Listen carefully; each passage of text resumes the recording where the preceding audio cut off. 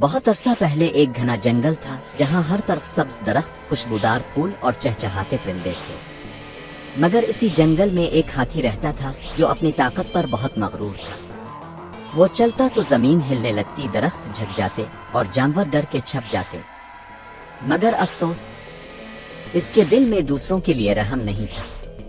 وہ جہاں جاتا چھوٹے جانوروں کو دھکیل دیتا، کبھی پانی کے کنارے دوسروں کو دور ہٹا دیتا اور کبھی پھول توڑ کر کھیلنے لگتا۔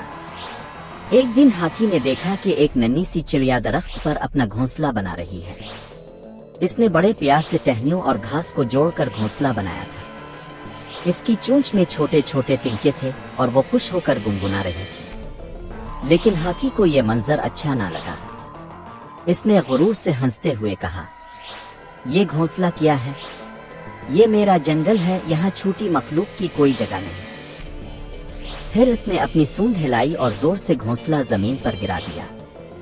ننھی چڑیا کے انڈے بھی زمین پر گر کر ٹوٹ گئے۔ بیچاری چڑیا رونے لگی، اس کی آنکھوں سے آنسو بہنے لگے۔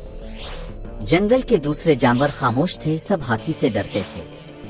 لیکن چھوٹی چڑیا کے دل میں عزم تھا۔ اس نے فیصلہ کیا کہ وہ ہاتھی کو اس کے غرور کا جواب ضرور دے گی۔ ننھی چڑیا ٹوٹی ہوئی گھونسلے کے پاس بیٹھی روتی رہی۔ اس کے آنسو مٹی پر گر رہے تھے اور اس کے دل میں درد تھا۔ لیکن جلد ہی اس نے اپنے آنسو صاف کیے اور آسمان کی طرف دیکھا۔ چڑیا نے کہا، میں کمزور ضرور ہوں مگر بالکل بے بس نہیں۔ اگر ہم سب مل جائیں تو ہاتھی کو سبق سکھا سکتے ہیں۔ پھر وہ اپنے پروں کو جھٹک کر الفاڑ گئی۔ وہ ایک ایک درخت پر گئی اور دوسرے پرندوں کو بلانے لگی۔ چڑیا نے ہر پرندے سے کہا، ہاتھی نے میرا گھونسلہ توڑا ہے، میرے انڈے ضائع کیے ہیں۔ لیکن اگر ہم سب ایک ہو جائیں تو وہ اپنی طاقت پر غرور نہیں کر سکے گا۔ پرندے پہلے ڈرے ہوئے تھے مگر چڑیا کی بہادری دیکھ کر وہ ہمت پکڑنے لگے۔ ایک ایک کر کے چڑیاں، طوطے، کوے، مینائیں اور دوسرے پرندے اس کے ساتھ شامل ہو گئے۔ جلد ہی پورے جنگل میں پرندوں کا ایک بڑا جھنڈ تیار ہو گیا۔ وہ سب آسمان پر پرواز کرتے ہوئے ایک نعرہ لگانے لگے، اتحاد میں طاقت ہے، ہم سب مل کر رہیں گے۔ اب چڑیا اکیلی نہیں تھی، اس کے ساتھ پورے جنگل کے پرندے کھڑے تھے اور سب نے مل کر ہاتھی کو سبق سکھانے کی تیاری شروع کر دی۔ اگلے دن ہاتھی بڑے غرور سے جنگل میں گھوم رہا تھا۔ وہ بلند آواز میں چل رہا تھا اور دوسرے جانور پھر سے اس سے ڈر کر راستے چھوڑ رہے تھے۔ اچانک آسمان پر کالے سائے چھا گئے۔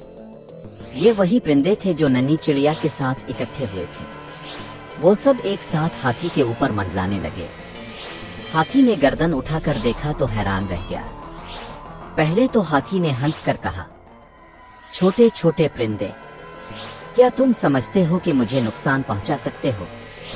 میں تو تمہیں ایک جھٹکے میں بھگا سکتا ہوں۔ لیکن پرندوں نے اپنی چالاکی دکھائی۔ کووی نے زور زور سے چونچ ماری، طوطے اس کی سونڈ پر بیٹھ کر چیخنے لگے اور ننھی چڑیا اس کے کان کے قریب جا کر چہچہانے لگی۔ کچھ پرندے اس کی آنکھوں پر ریت اور تنکے ڈالنے لگے۔ ہاتھی نے آنکھیں بند کی اور زور زور سے سونڈ ہلانے لگا، مگر پرندے بار بار واپس آ جاتے۔ ہاتھی پہلی بار گھبرا گیا۔ وہ آدیر الفادیر دوڑنے لگا مگر پرندوں کی تعداد اتنی زیادہ تھی کہ وہ کچھ نہ کر سکا۔ پورے جنگل میں ایک شور مچ گیا۔ چھوٹے پرندوں نے مل کر بڑے مغرور ہاتھی کو بے بس کر دیا۔ ہاتھی تھک گیا تھا، اس کی سانسیں پھول رہی تھیں، آنکھوں میں جلن تھی اور دل میں خوف۔ اس نے زور سے چیخ کر کہا، بس بس، مجھے چھوڑ دو، میں ہار گیا۔ ننھی چڑیا اپنے جھنڈ کے ساتھ اس کے سامنے آ کر راکی۔ اس کی آواز میں طاقت تھی حالانکہ وہ بہت چھوٹی تھی۔ چڑیا نے کہا، یاد رکھو ہاتھی، طاقت کا مطلب دوسروں کو ستانا نہیں بلکہ دوسروں کی حفاظت کرنا ہے۔ تم نے میرا گھونسلہ توڑا، میرے انڈے ضائع کیے، لیکن ہم سب نے مل کر تمہیں دکھا دیا کہ اتحاد سب سے بڑی طاقت ہے۔ ہاتھی نے سر جھکا لیا۔ اس نے آہستہ آواز میں کہا، مجھے معاف کر دو، میں دوبارہ کسی کو تنگ نہیں کروں گا۔ میں وعدہ کرتا ہوں کہ اب اپنی طاقت دوسروں کی مدد کے لیے استعمال کروں گا۔ یہ سن کر پرندے خوشی سے چہچہانے لگے۔ ننھی چڑیا نے کہا، ٹھیک ہے ہم تمہیں معاف کرتے ہیں، لیکن ہمیشہ یاد رکھنا غرور ہمیشہ ہار جاتا ہے۔